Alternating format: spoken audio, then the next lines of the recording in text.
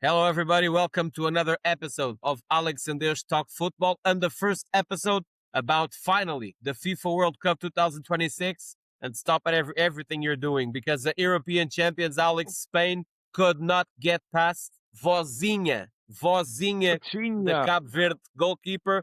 0-0. Of course, he's the hero of the match. Almost 7 saves. But I think this Spain is not the same Spain we saw in the Euro 2024. Amazing result with Coutinho, the 40-year-old keeper. Unbelievable. So Cape Verde are at the center of footballing universe at the moment. And, you may have heard that Coutinho, the goalkeeper, he got 1 million followers on Instagram minutes after the game finished.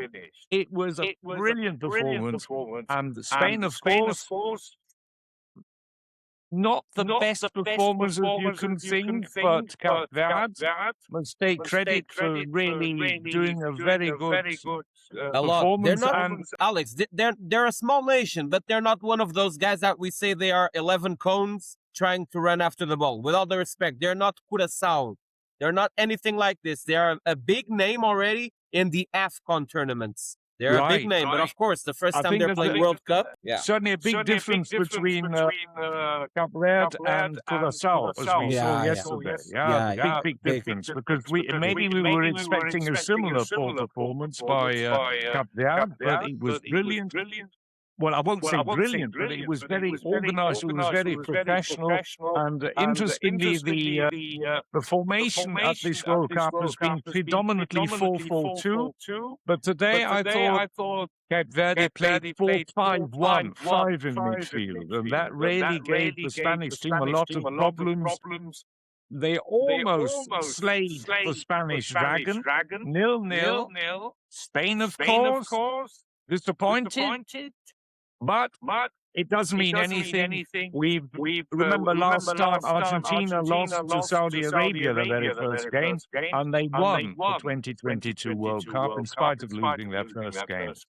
Yeah, I agree. It means the point means way more to Cape Verde than to Spain. Another good point: Egypt, that they just tied with Belgium. Disappointing Belgium. I think an old-fashioned Belgium.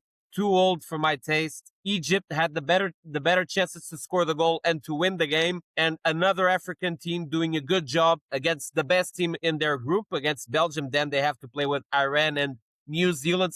So I would say Egypt is going through the next round. Definitely. I thought they played really well, especially in the first half. Lukaku came on and saved Belgium. But as you say, a lot of old players, a lot of established players, De Bruyne, Lukaku, we've seen them. Courtois, we know them. So either it's going to work brilliantly, or it's going to be a tired old team to Belgium. Yeah. Another good point was for Qatar, who got a very good draw against Switzerland. I thought that was also very well deserved, and I thought that keeper had a really good game. But let's look at Germany, Antonio. Germany, for me, they've looked the best side still now, especially after Spain's performance. Yeah, a lot of critics will say that they played probably against, I don't like to say the weakest link of this World Cup, but we can say the smallest country ever to play the World Cup, even smaller than Cape Verde. But again, Germany, a lot of problems in the defense, and the weak, the fragile Curaçao they scored a goal, and the game, when it was tied, we saw the German players looking at each other saying, okay, this is not going to be a walk in the park. This is going to get difficult if we don't score urgently the second and the third goal. This happened in the second half. No legs, no energy for Curaçao to try to run counter anymore. Yeah. Very good offensive play by Germany. And the guy that I talked about him a lot here in the podcast before the World Cup, Denis Undav, coming in the second half, 2 assists, 1 goal. I don't understand why he's not playing with Kai Havertz, center forward, and I think that's the best option, the best solution for the offensive part of Julian Nagelsmann's team. I don't understand. I thought Felix Nietzsche was very good. For me, he was Germany's man of the match. What a brilliant first goal he scored. That first hit, it went past the keeper. Very good performance by Felix Nietzsche. Much stronger than Pavlovic, I thought, in midfield. Pavlovic had a poor game. a lot of headlines, Nature praying after the game with the opposition. They all got together, some of the Curacao players and then Neto, they all got together and prayed, and that made headlines. That was really something outstanding. I don't think Ivory Coast and Ecuador will worry Germany, though. After this performance, it was the best possible start for Germany. They were pretty apprehensive, but they were pretty lucky that they faced such a weak side. And I think the games against Ivory Coast and Ecuador, they won't worry them at all. I think they'll have a very good tournament. I agree. I think they have one of the best coaches in the tournament, Julian Nagelsmann. I'm a personal fan, but again, Curaçao explored and showed to everyone the defense, the defensive problems with, I would say, Schlotterbeck today is the best German defender. Not Jonathan Tah. I think Rudiger should play and not Jonathan Tah in a 4-line. And with all the respect to Nagelsmann, to Julian Nagelsmann, I don't understand why David Raum is on the bench for Nathaniel Brown to play. I know he will be playing for Bayern Munich. I know he's jumping from Eintracht to Bayern. But I think, no, I'm sure David Raum is the best choice to play on the left. I would even adapt Nathaniel Brown to play on the right. So I would let Joshua Kimmich play where he has to play, the number 6. Midfield. And I think he's not, and I think Pavlovic will never be Joshua Kimmich for me. Since the pandemic, besides Rodri, the 2 best defensive midfielders in the world, with no question, no doubt. And I think Joshua Kimmich, when Germany plays a stronger side, for example, Ivory Coast with Yan Diomande on the wing, with Joshua Kimmich, it's going to be a very difficult battle because Joshua Kimmich is not a very quick player. He's not a speed guy to do 100 meters back and forth every 10 minutes. Then I think he should play in the middle. And since Germany is leaving Raum on the bench, why not put Raum on the left and Nathaniel Brown on the right? I think Kimmich has to play in the midfield with Goretzka, with Pavlovic, with Nemesha. Today, a very big player for Germany, but he cannot play as a right defender. I think that's a mistake. I agree. Everybody in Germany agrees with you there. They'd love to see Kimmich in midfield, but I think Nagelsmann has got some fixed ideas, and I don't think he's going to be changing his ideas, his tactics, or he's convinced about Kimmich being in the right back position, and I think he's going to stick with that.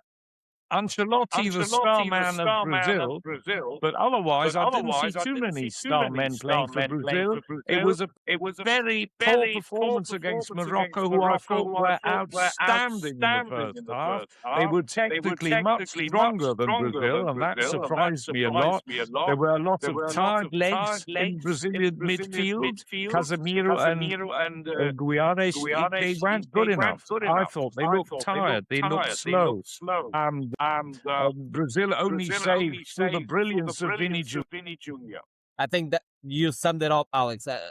The last time, it was the year I was born, 1994. You remember, of course, the last time Brazil played in the USA, they won the World Cup. They had on penalties. They had Bebeto, Romário. Give me 2 world-class players today playing for the lineup of Brazil. 2 world-class players. Give me 2. Well, I can give you one. It's Vinicius Jr.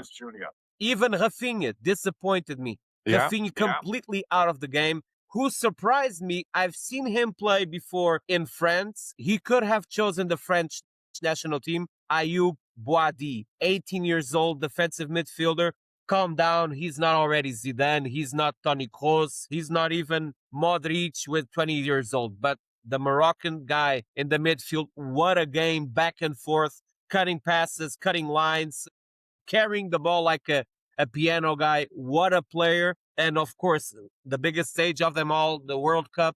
And against, of course, it's not the same Brazil, but it's still the 5-time world champion Brazil, the record team. What a game. Morocco, Saibari, pay attention to him. He's going to play for Bayern Munich next year in the Bundesliga. What a chip to Alisson. And normally these players, Morocco players, with all the respect, not so much experience playing with the World Cup. The best they did was 4 years ago, playing the semifinal against France, 2-1. It was a tight match, but still advantage France. But in the middle of the game, Brahim Diaz with a super pass and that clean ball up over Alisson. It's not for any player in a World Cup.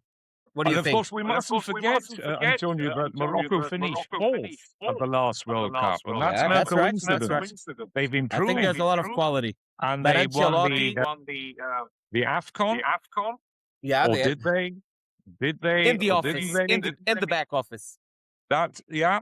But I think they've developed. They've got new coach now. I was very impressed with Morocco. And So Alex, you Brazil know and better Spain than me. disappoint. Germany looked very Look, good. Alex, Carlo Ancelotti has a big problem in his hands because he understands that the Brazilian national team is going to disappoint again. I'm He afraid knows. so. Yeah. He knows. And even bringing Neymar all for the fans' delight, he knows he doesn't have a strong team to go to a quarter semifinal.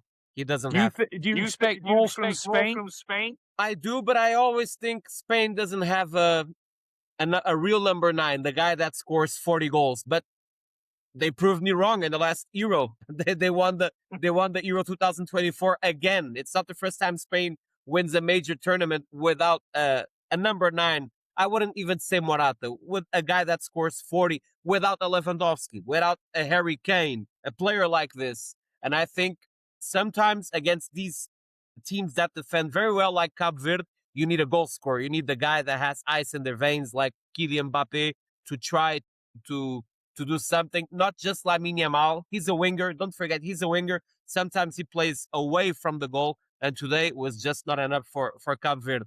I am expecting a lot from Senegal, France tomorrow. I think it's going to be a very good game. I'm expecting a lot from Senegal, a lot. Let's see how the France squad is going to manage this first game. Very important. Portugal in 2 days against Congo. I think we Portuguese have the open way to go to the next stage. Argentina, Algeria. Very interesting game. Let's see the first time Messi coming back. Yeah. Very interesting to see how is Messi coming back for the national team after playing 2 years in the MLS. Different from what happened the last World Cup when he was playing in Paris Saint-Germain. Different kind of competition. Very And of different. course, on Wednesday, England, Croatia. Now, traditionally, Croatia always cause England problems. That's going to be a really big test for Thomas Tuchel's first 11. And even after that chaos, that in social media, everybody asking what is Tuchel thinking about when he did the 26-man list. Let's see if he's proving everyone wrong, or if he is wrong. Let's see. No, I think he'll prove everybody wrong because Phil Foden didn't have a good season. No problem leaving him out. I still think he should have taken Trent Alexander-Arnold with him to the World Cup. He's a really good player.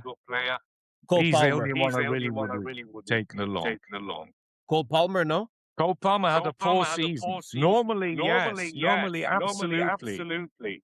But I think Chelsea had a poor season after winning the Club World Cup. They were exhausted, and you could see they just didn't provide the goods, and Cole Palmer suffered a lot. Normally, he should be in that England side. So Tuchel could have taken him along and kept him on the bench. Maybe in the course of the next few days or weeks, he'll improve.